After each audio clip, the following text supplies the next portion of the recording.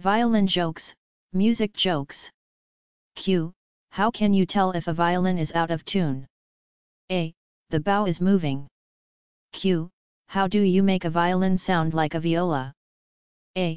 Sit in the back and don't play. Q. How do you make a violin sound like a viola? A. Play in the low register with a lot of wrong notes. Q. What do you get when you cross a pig and a violin? A. Hamstrings. Q. What is the difference between a violin and a viola? A. A viola burns longer. Q. Why does a viola burn longer than a violin? A. It is usually still in the case. Q. What do a viola and a lawsuit have in common? A. Everyone is happy when the case is closed. Q. Which is smaller, a violin or a viola? A. They are actually the same size, but a violinist's head is so much bigger. Q. Did you hear about the musical where a horse plays the violin? A. It's called Fiddler on the Hoof. Q. Why is a violinist like a Scud missile? A. Both are offensive and inaccurate. Q. How do you keep your violin from getting stolen? A. Put it in a viola case. Q. What is the difference between a violist and a terrorist? A. Terrorists have sympathizers. Q. What do you call a cow that plays violin? A. A musician. Q. Why don't violinists play hide and seek? A. Because no one will look for them. Q. Why shouldn't violists take up mountaineering? A. Because if they get lost, it takes ages before anyone notices that they're missing. Doctor's office.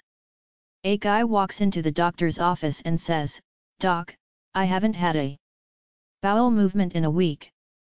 The doctor gives him a prescription for a mild laxative and tells him, "If it doesn't work, let me know."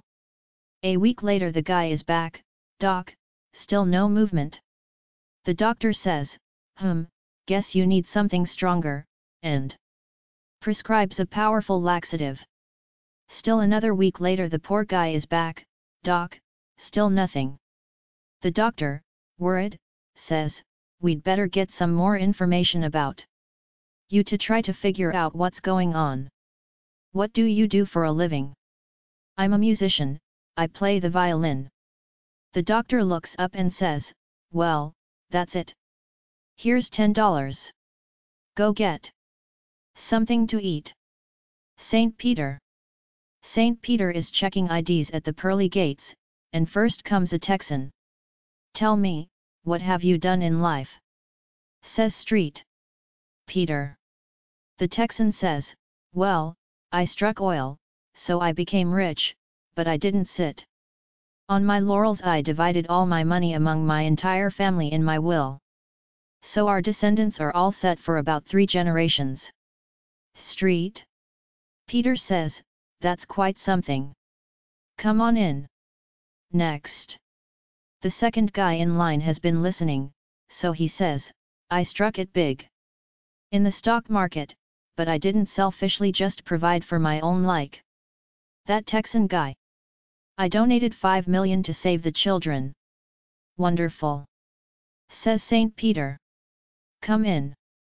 "Who's next?"